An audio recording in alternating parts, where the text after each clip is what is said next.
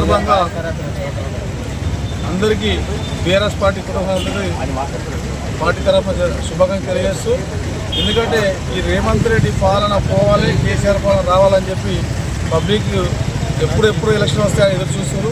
ఎందుకంటే పోయి పల్లెటూరులో చూస్తే ఒక ఒడ్ల కొనుగోలు సెంటర్ ఒడ్లు కొనుగోలు దిక్కులేడు, ఒక బార్దాన్ లేదు, ఒక కాంటా లేదు, ఏ సెంటర్ అమలు లేదు, ఒక అధికారులు పట్టించుకున్న పాపన పోవట్లేదు.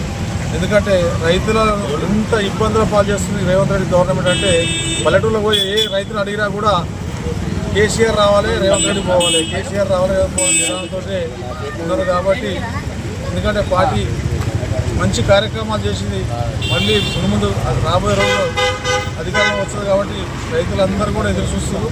అందరికీ కూడా పార్టీ పక్షాన మండల కార్యకర్తలు, గ్రామశాఖ అధ్యక్షులు, సర్పంచులు వాళ్ళందరూ కూడా శుభాకాంక్షలు తెలియజేస్తున్నారు. సందర్భంగా మాజీ ముఖ్యమంత్రి వర్యులు కల్వకుంట్ల చంద్రశేఖరరావు గారి పిలుపు మేరకు మరియు మా దుబ్బాక ఎమ్మెల్యే కొత్త ప్రభాకర్ రెడ్డి సార్ గారి ఆదేశాల మేరకు పార్టీ అధ్యక్షులు నాగిరెడ్డి పటేల్ గారు అధ్యక్షతన జరుగుతున్న ఈరోజు చేగుంటలో జెండా ఆవిష్కరణ చేయడం జరిగింది. కేసీఆర్ గారి పాలనలో ప్రజలందరూ సుఖ సంతోషాలతో ఉంటే, ఈ కాంగ్రెస్ ప్రభుత్వంలో అందరూ దుఃఖంలో మునిగిపోతున్నటువంటి ఈ మన అపోజిషన్ పార్టీలు అయితే తెలంగాణ రాష్ట్రంలో కేసీఆర్ ప్రవేశపెట్టిన ఉన్నటువంటి పథకాలనే ఈరోజు మన రేవంత్ రెడ్డి గారు చెప్పుకుంటున్నారు. మరి పబ్లిక్లోకి పోతే చాలా విషయాలు ఏంటి, కళ్యాణ లక్ష్మి, షాదీ ముబారక్, ఆడపిల్ల పుడితే 13,000, ఒక పిల్లగాడు పుడితే 12,000 రూపాయలు. అవి ఎటువంటి కేసీఆర్ గిట్ అనేది లేదు. మరి ఈ ప్రభుత్వం ఆలోచన ఉందా లేదా ఉండాలి.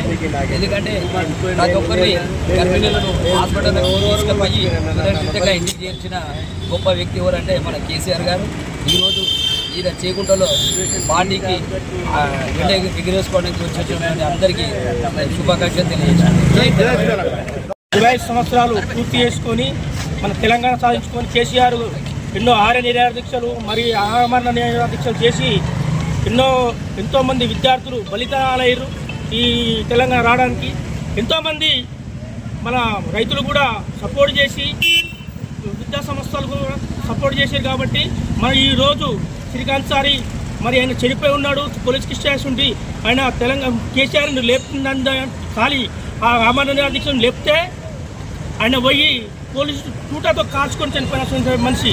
మరి అంతేకాకుండా మన శ్రీకాంత్ సారి ఆయన కూడా కుట్రలు పోసుకొని అంటిపెట్టుకొని ఆయన తెలంగాణ కేసీఆర్ లేపారు, మాకు తెలంగాణ వస్తట్లేదు, ఇది ఆందోళన పరిపాలన అవుతున్నది అని చెప్పేసి, వస్తా వాళ్ళకు అవుతుందని చెప్పేసి ముందుగానే చనిపోవడం జరిగింది. దానివల్ల ఈ విద్యా సంస్థలతోనే వచ్చింది.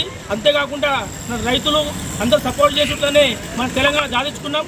25 సంవత్సరాలు పూర్తి చేసుకున్నాం. కాబట్టి ఈరోజు మన చేగుంట మండల గ్రామంలో మరి మేము పండుగ వాతావరణంలో మన చేగుంట మండలంలో జాండ పండుగ చేసుకున్నాం. కాబట్టి కేసీఆర్ గారికి ఎల్లే వల్ల జీవితాంతం మేము రుణపడి ఉంటాం. ఆయన ఆరోగ్యంతో ఉండాలని కోరుకుంటున్నాం. జై తెలంగాణ.